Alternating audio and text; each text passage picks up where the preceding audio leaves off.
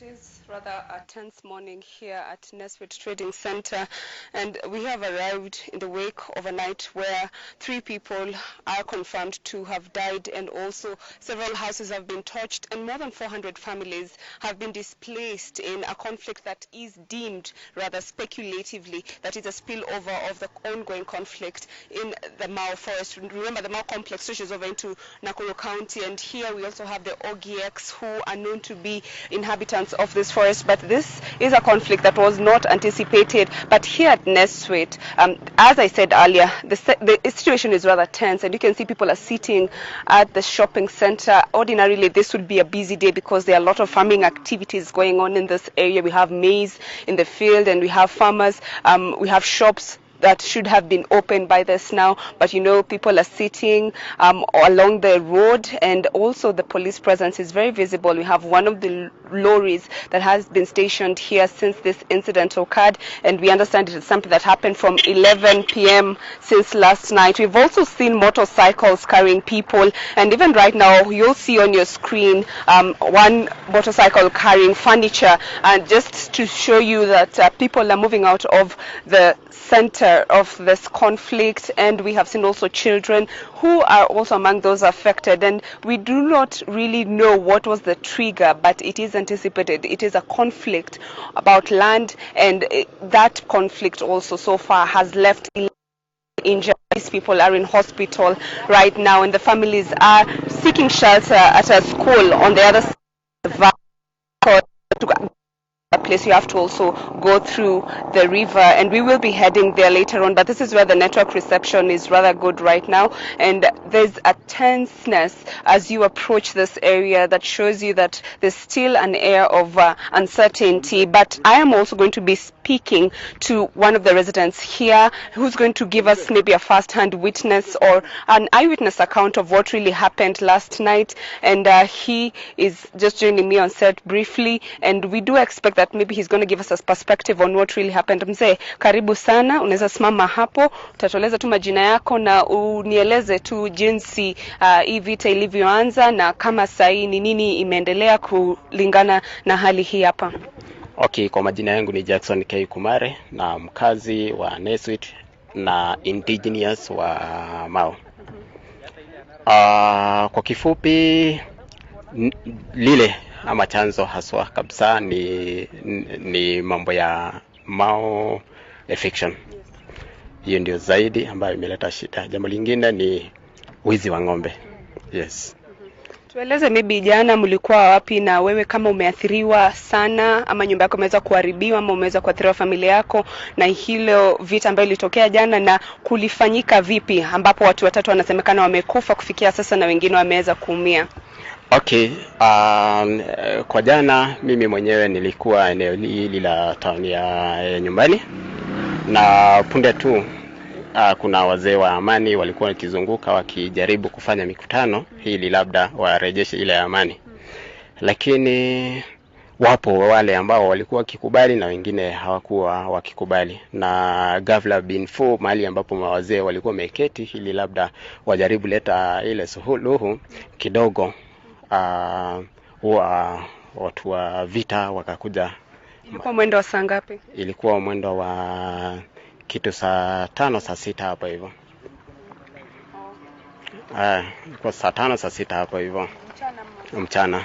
Yes. Sasa kwa sasa naona watu wanahama, watu wanatoka, maafisa wamefika. Kuna viongozi hapa ambao wameweza kufika kuwaeleza kwa jinsi mtakavyoendelea kuanzia leo na kuendelea mbele.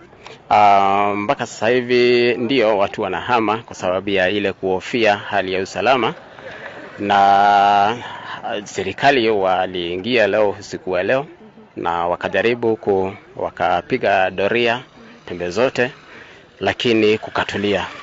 Ajabu ni sasa hivi vile tunavyoongea, sehemu zote zimetulia. Sehemu moja tu ndio imebaki ambapo panaitwa Msegekwa, na saizi vile tunaongea nyumba zinaendelea kuchomwa na serikali wote wako huko, na ni almost 2 hours ago na nyumba zinaendelea kuchomwa, na sijui ni nini inaendelea. Unasema ni swala la ambalo limeleta hii shida, lakini eneo hili linajulikana kuwa ni upande wa Mau ambao haijakuwa na msukosuko kuhusiana na yale ambayo yanaendelea katika kaunti ya Narok. Hapa shida ni nini? Ni juu ya watu kuvamia msitu ama ni ardhi ambayo watu wanapigania? Okay, ni sehemu ya msitu ambapo majuma mawili ambayo yamepita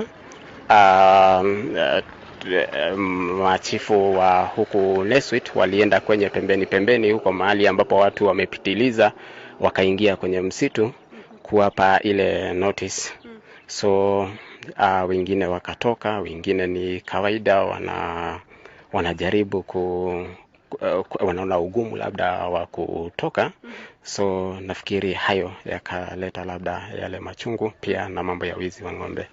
Pendekezo lako, wewe ni mtu umekaa hapa kwa miaka mingi, na nyinyi kama jamii ya Ogiek vile umeweza kujitambulisha tukianza, ni mahala ambapo wanajulikana kama ni watu ambao wanaishi kwenye msitu lakini hawadhuru afya ya msitu. Wewe umekaa hapa na unaona vile hali ya taharuki imeanza kutanda kwa sababu ya hii vita kidogo ambayo imezuka hapa. Ungependelea nini ifanyike ili watu warejee maisha yao ya kawaida? Mimi ombi langu kwa serikali ni kama ni mambo ya msitu, waje watueleze haswa msitu umefika wapi mpaka sehemu gani, na kama ni hatua ya labda watu kutoka, watoke bila hali ya ile mambo ya siasa kuingiliwa. Maana mimi nina support serikali kwa ule uamuzi wao wa kulinda msitu.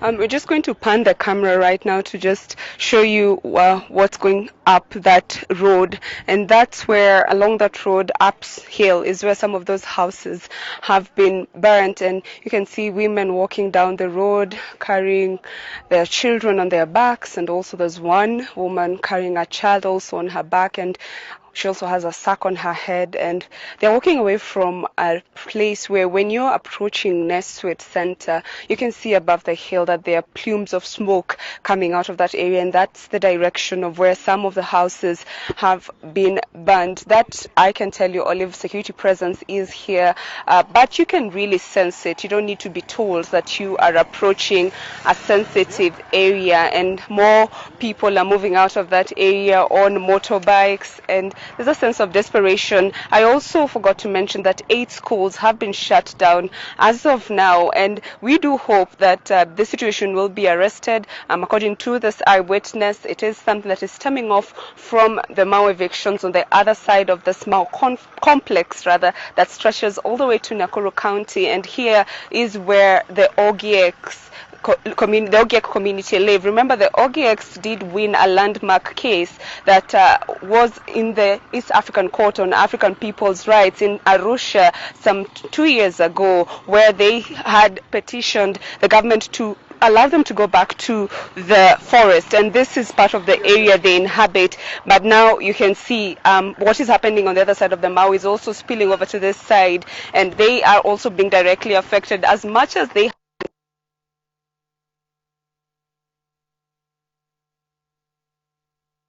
the health of the forest. But so far we will be following up on this issue. I am going up this road to the areas that have been touched, to the houses that have been touched. We will be with security presence, and we will try our best to keep you posted on what is happening. But so far, as I wind up, 3 people have been confirmed dead, 11 people have been injured, more than 400 families have been displaced, and people are moving out of the hotspot areas as of now. Olive.